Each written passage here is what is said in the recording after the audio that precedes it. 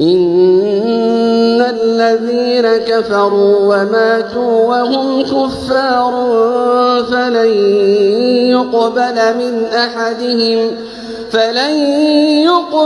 من أحدهم ملء الأرض ذهبا ولو افتدى به أولئك لهم عذاب